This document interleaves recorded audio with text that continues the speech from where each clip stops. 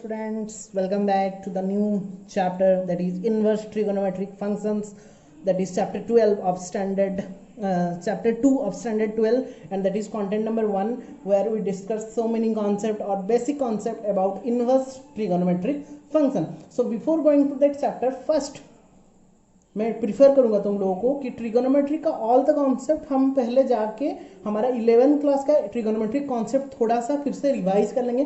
मैं already video छोड़ चुका हूँ, ऑलरेडी तुम लोग जाके पहले देख लेना वो वीडियो को. पहले कॉन्सेप्ट पूरा क्लियर हो जाना है एक बार. बहुत सिंपल सा कॉन्सेप्ट है ट्रिगोनोमेट्री का, एक बार रिवाइज करके उसको कंप्लीट कर लेना, फिर हम डायरेक्टली ये चैप्टर में आएंगे. इसलिए थोड़ा मैंने टाइम लगा ये चैप्टर को बनाने के लिए. पहले तुम लोग ट्रिगोनोमेट्री का कॉन्सेप्ट अगर क्लियर हो गया 11th का, तो इसमें कुछ भी नहीं है, इसका बस उल्टा करना है. इनवर्स ट्रिगोनोमेट्री हमने स्टैंडर्ड 11 में we have studied trigonometry function, in standard 12 we have to study inverse trigonometry function. That means उसका उल्टा हम कैसे करेंगे, ठीक है. So before going to this chapter, first we have to understand two concept, that is inverse, another one is function. बहुत हम ज़्यादा टाइम नहीं लेंगे, हम जल्दी से इसको चैप्टर को कंप्लीट करेंगे, क्योंकि बाकी बहुत सारा चैप्टर हमको कंप्लीट करना है अभी.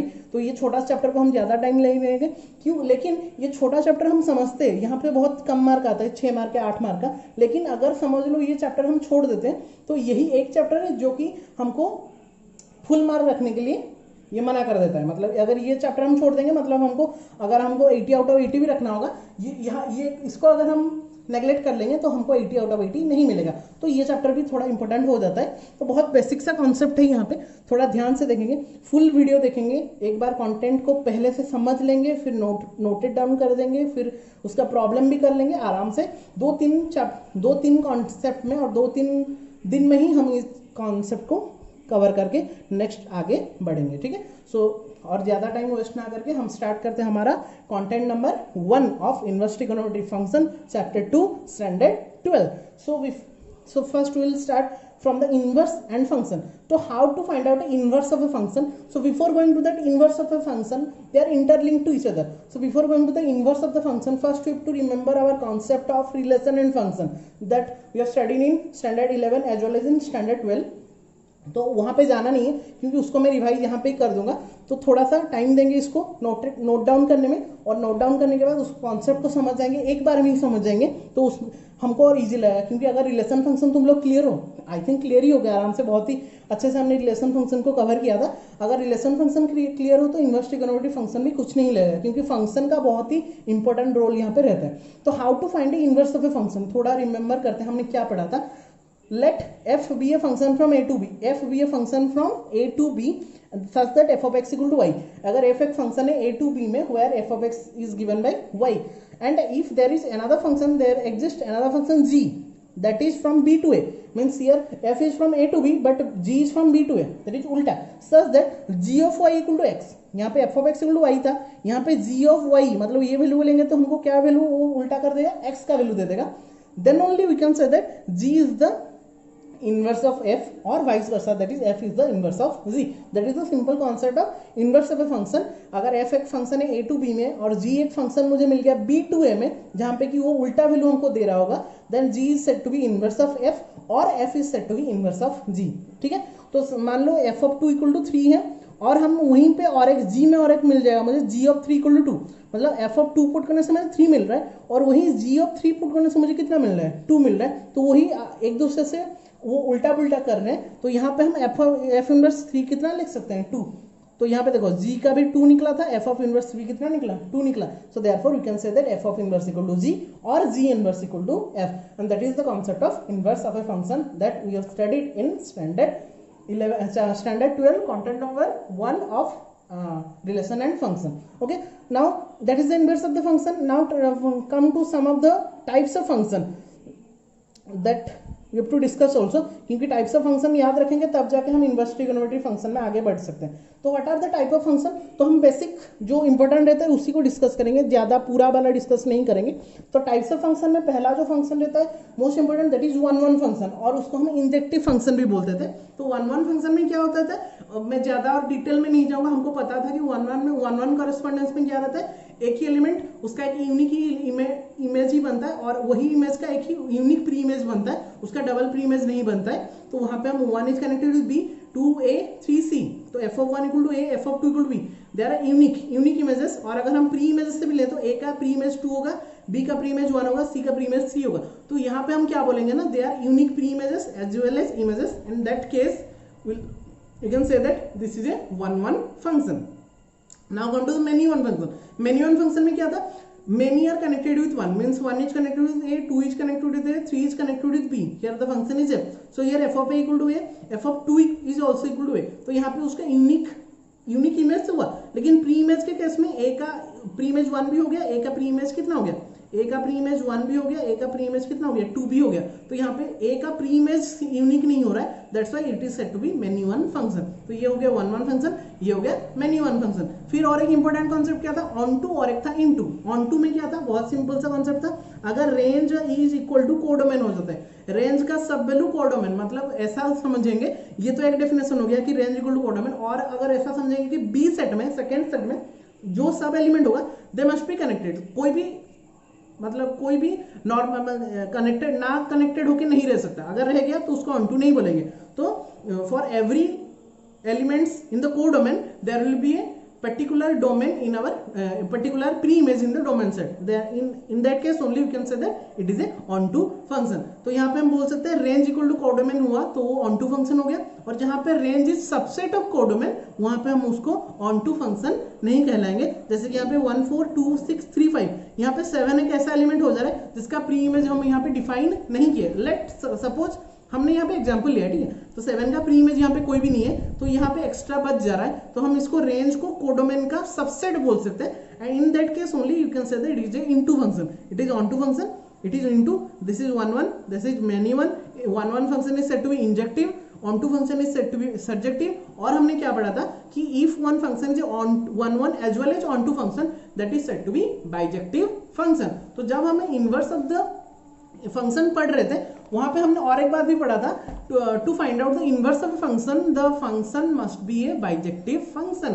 तो एक इनवर्स निकालने के लिए जो फंक्शन एक रहना चाहिए वो हमेशा कौन से फॉर्मेट में रहना चाहिए, बाइजेक्टिव फंक्शन के फॉर्मेट में रहना चाहिए। वो वाला कॉन्सेप्ट भी हम अभी डिस्कस करेंगे। देखो तो मैंने उसको डिफाइन किया है, थोड़ा सा अच्छे से समझना इसको कि हमने क्या डिफाइन किया है। बेटा हमने इसको क्या डिफाइन, तो यहाँ पे देखो एक फंक्शन बाइजेक्टिव फंक्शन कब कहलाता है, जबकि वो 1 1 भी होगा ऑन टू भी होगा। तो मैंने यहाँ पे 1 1 भी ले लिया है, ऑन टू भी ले लिया है, that function is said to be bijective function. And if it is the bijective function then only the inverse exist. मैंने उसको डिफाइन भी किया था कैसे एक बाइजेक्टिव फंक्शन का ही इनवर्स निकलता है, और अगर वो बाइजेक्टिव फंक्शन नहीं रहता है, हमने 2-3 एग्जाम्पल भी लिया था, अगर नहीं आ रहा है तो थोड़ा सा रिकैप कर लेंगे, ठीक है। तो बाइजेक्टिव फंक्शन होगा तभी जाकर हम उसका इनवर्स निकाल सकते हैं। क्यों ऐसा होता है, देखो यहाँ पे मैंने सपोज साइन एक्स का एक फंक्शन ले लिया, y equal to sine x, क्योंकि हम ट्रिगोनोमेट्रिक का भी पढ़े हैं तो हम ट्रिगोनोमेट्रिक का ही एग्जांपल लेंगे, हम नॉर्मली अलजेब्रिक एक्सप्रेशन का एग्जांपल नहीं लेंगे, इसलिए मैंने साइन एक्स का एग्जांपल लिया है। तो साइन एक्स का पहले उसको ग्राफ बना लेते हैं। ग्राफ जो जब बनाते हैं ये तो हमको पता है कि 0 पाई टू पाई ऐसे that oscillates between 1 and -1, minus और 1 के अंदर ही ऑसिलेट करता है साइन एंड कोस का ग्राफ, ठीक है। तो वो हम फंक्शन लेते हैं f ऑफ x equal to sine x. तो अब मुझे बताओ f ऑफ 0 कितना होगा, 0, क्योंकि 0 में 0 होता है। f ऑफ पाई भी कितना होगा, 0। f ऑफ 2 पाई भी कितना होगा, 0। f ऑफ माइनस पाई भी कितना होगा, 0। तो यहाँ पे ये 1 1 फंक्शन कहलाएगा क्या, it is not a 1 1 function. क्यों, क्योंकि देखो यूनिक इमेज नहीं, अगर मैं उसको उल्टा कर दूं तो f इनवर्स 0 कितना निकल जाएगा, 0। f इनवर्स 0 यहाँ पे पाई भी निकलेगा, f इनवर्स 0 उसका 2 पाई, मतलब अगर f इनवर्स 0 का मैं उसको कनेक्ट करूंगा मतलब उल्टा करके, तो यहाँ पे उस 0 के साथ भी कनेक्ट होगा, पाई के साथ भी कनेक्ट होगा, 2 पाई के साथ भी कनेक्ट होगा, ऐसे लाखों एलिमेंट्स के साथ वो कनेक्टेड हो जाएगा। तो यहाँ पे वो 1 1 फंक्शन नहीं कहलाएगा, और अगर 1 1 फंक्शन नहीं कहलाएगा तो उसको हम फंक्शन भी नहीं बोल पाएंगे। दैट्स वाई यहाँ पे हमने बोला है कि एक बाइजेक्टिव एक फंक्शन को इनवर्स निकालने के it should be a bijective function, 1 1 और ऑन टू होना चाहिए। जहाँ पे 1 1 फंक्शन नहीं हुआ 1 1, that's why 1 1 function must required for to become a what, to find out a inverse of a particular function. अभी ऑन टू का भी चेक कर लेते हैं, क्यों हम बोलते हैं कि ऑन टू फंक्शन होने से हम उसका बाइजेक्टिव उसका हम क्या निकाल सकते हैं, इनवर्स निकाल सकते हैं। तो ऑन टू होने के लिए सपोज मान लो मैंने वही सेम एग्जांपल लिया और सेम एग्जांपल में हमने कहा क्या, वेट हाँ पूरा कवर नहीं हो रहा, हाँ सेम एग्जांपल में हमने लेके क्या बोला कि यहाँ पे मैंने जो साइन एक्स डिफाइन है वो r टू r में डिफाइन है, हमारा फंक्शन जो f(x) साइन है वो r टू r में डिफाइन था। तो R2R में मैंने कोडोमेन में एक ऐसा एलिमेंट दिखा दूंगा जिसका कि प्री इमेज नहीं होगा, then obviously it is not onto function. तो मैंने यहाँ पे 2 3 ऐसा एलिमेंट ले लेंगे, इसका प्री इमेज मेरा साइन एक्स में निकलेगा क्यों, मतलब साइन एक्स का कभी वैल्यू 2 और 3 निकलेगा क्या, नहीं निकलेगा, क्योंकि उसका जो वैल्यू रहता है वो 1 से -1 के अंदर ही रहता है, ठीक है। तो यहाँ पे अगर मैं निकालूं उसका वैल्यू कुछ 2 और 3 तो कभी भी नहीं निकलेगा। तो for 2 and 3 in the codomain there is no such pre-image in the domain case, that's why it is not a onto function। तो अभी यहाँ पे f(2) का भी हम वैल्यू को डिफाइन नहीं कर सकते, therefore sin inverse x does not exist for that codomain case, that's why it should be a onto function also। तो एक sin x जब मेरा फंक्शन था उसका इनवर्स निकालने के लिए मैंने उसको 1 भी करना पड़ेगा और onto भी करना पड़ेगा, जो कि पॉसिबल नहीं हो रहा है जब हम उसको कहां से कहां तक डिफाइन कर रहे हैं, R से R तक डिफाइन कर रहे हैं, real number to real number तक डिफाइन कर रहे हैं। तो कैसे हम निकालेंगे, that's why we are studying that chapter that is inverse trigonometry function, where हमको क्या करना पड़ेगा ना, वो जो फंक्शंस रहता है टोटल अगर हम R में हम उसको डिफाइन करेंगे तो वो ना ही 1 हो रहा है ना ही वो क्या हो रहा है, ऑन टू आ रहा है। हमने अभी चेक भी किया, तो to get an inverse of a function must be a bijective function, वो भी बोल दिया कि एक फंक्शन होने के लिए उसको बाइजेक्टिव होना चाहिए, लेकिन हमने यहाँ पे चेक किया ना ही वो 1 हो रहा है ना ही वो ऑन टू हो रहा है। तो 1 और ऑन टू नहीं हो रहा मतलब बाइजेक्टिव तो कभी भी नहीं होगा। तो कैसे हम साइन इनवर्स एक्स निकालेंगे, तो वही पढ़ने के लिए हम ये वाला चैप्टर पढ़ रहे हैं, that chapter name is inverse trigonometry function, जहां पे हमको ट्रिक क्या अप्लाई करना पड़ेगा, हमारा जो भी फंक्शन होगा उसका जो हमको उसको रेस्ट्रिक्ट करना पड़ेगा इन सम लिमिट, हमको उसको रेस्ट्रिक्ट करना। रेस्ट्रिक्ट कैसे करेंगे अभी हम बताऊंगा मैं तुम लोगों को। रेस्ट्रिक्ट का मतलब क्या होता है, एक हम पर्टिकुलर उसको कॉमन डोमेन और कोड डोमेन एंड रेंज में उसको रेस्ट्रिक्ट करना, मतलब उसका डोमेन इतना लेंगे और रेंज उतना लेके उसको हम रेस्ट्रिक्ट कर देंगे, तभी जाके हम उसका क्या निकाल पाएंगे, उसका हम इनवर्स ट्रिगोनोमेट्री फंक्शन आराम से निकाल पाएंगे। तो उसको डिफाइन करने के लिए मैंने साइन का तो अभी डिफाइन किया था, अभी थोड़ा कॉस में आ जाते हैं। कॉस को हम डिफाइन करते हैं, अभी कॉस थीटा का हमारा जो फंक्शन है अभी f of x equal to cos x लेके हम करते हैं। तो f of x equal to cos x जब हम ले लिए हमारा फंक्शन को, तो कॉस एक्स का ग्राफ भी बना लेते हैं। ग्राफ तो तुम लोग को बना पाओगे, यहाँ पे उसका वैल्यू कहाँ से कहाँ तक होता है, 1 से -1 तक ऑसिलेट करता है। तो यहाँ पे बस डिफरेंस क्या रहता है ना, कॉस जीरो का वैल्यू कितना रहता है, 1 रहता है, ऐसे करके रहता है। तो यहाँ पे हमको क्या करना पड़ेगा, to find out the inverse trigonometry function we have to restrict its domain as well as its range. तो उसका अगर डोमेन था वहां पे भी डोमेन R2R ही था, R2R हम डिफाइन कर रहे थे, लेकिन हमने चेक किया साइन एक्स में जैसे हुआ R2R में डिफाइन नहीं हुआ, 1 और ऑन टू नहीं हुआ। क्यों नहीं हो रहा, क्यों, देखो यहाँ पे 3π/2 में 0 होगा, π/2 -π/2 में 0 होगा, π/2 तो सब 1 नहीं हो रहा है। तो 1 नहीं होगा मतलब बाइजेक्टिव नहीं होगा, और अगर बाइजेक्टिव नहीं होगा तो उसका इन्वर्स हम नहीं निकाल पाएंगे। That's why we have to restrict, ऐसा रेस्ट्रिक्शन देंगे जहां पे कि वो 1 भी होगा, ऑन टू भी होगा और वो फंक्शन भी वैसे ही एग्जिस्ट करेगा। तो उसको कैसे डिफाइन करेंगे, तो मैंने लिया f of x equal to cos x. तो मैंने क्या किया, उसका जो डोमेन है उसको किसमें कहां से कितना तक रेस्ट्रिक्ट कर लिया, यहां से 0 से लेके पाई तक रेस्ट्रिक्ट कर लिया, 0 से लेके पाई। यहाँ ये पॉइंट है 0, ये पॉइंट है कितना पाई, ये था 0 ये था पाई, तो उसका डोमेन को मैंने कितना लिया 0 to पाई के अंदर रेस्ट्रिक्ट कर लिया। तो यहाँ पे cos x equal to R2R था, उसको मैंने रेस्ट्रिक्ट करने के बाद कितना कर लिया 0 to पाई के अंदर रेस्ट्रिक्ट कर लिया। उसका जो रेंज होगा वो कहाँ से कहाँ तक, यहाँ से मैं 0 से पाई तक, उसका वैल्यू मैक्सिमम वैल्यू कितना जाएगा 1, मिनिमम वैल्यू कितना जाएगा -1, क्योंकि वो ऑसिलेट करेगा। तो उसका जो रेंज होगा वो कितना होगा -1 to 1 से उसका जो रेंज है उसका जो है वो आएगा, ठीक है। तो मैंने डोमेन को रेस्ट्रिक्ट कर लिया 0 to पाई में, और रेंज को मैंने रेस्ट्रिक्ट कर लिया -1 से 1 के बीच में रेस्ट्रिक्ट कर लिया। अभी देखो, अभी अगर मैं पूछूंगा 0 to पाई के अंदर और कोई भी वैल्यू 0 या कुछ अलग वैल्यू देगा क्या, तो वो नहीं देगा। ऑब्वियसली वो 1 भी होगा, और माइनस और 1 के अंदर के बीच में जो भी वैल्यू हम लेंगे उसका साइन का वैल्यू, कॉस का वैल्यू हम डिफाइन कर सकते हैं। तो उसका जो डोमेन है, अभी डोमेन और रेंज अभी डिफाइन कर लिए हम, 0 to पाई से रेस्ट्रिक्ट कर लिए, और उसका जो रेंज है वो -1 to 1 से रेस्ट्रिक्ट कर लिए। तो यहाँ पे वो क्या हो गया ना, वो 1 भी हमारा सब सेटिस्फाई किया, एंड क्या सेटिस्फाई किया, ऑन टू भी सेटिस्फाई किया, और अगर ये दोनों ही सेटिस्फाई किया तो वो क्या बन गया, मेरा बाइजेक्टिव फंक्शन बन गया। और अगर बाइजेक्टिव फंक्शन बन गया तो मैंने क्या बोला था, if it is a bijective function then we can the inverse exist, then we can calculate also. तो अभी इनवर्स जब निकालेंगे तो cos इनवर्स x हम जब डिफाइन करेंगे, just we have to switch the domain and range. Switch मतलब exchange कर देंगे, इसका जो कोडोमेन था इसका डोमेन लेंगे, इसका जो रेंज डोमेन था इसका रेंज लेंगे, ठीक है। तो डोमेन था इसका 0 to पाई, उसको हमने रेंज कर लिया इसमें 0 to पाई।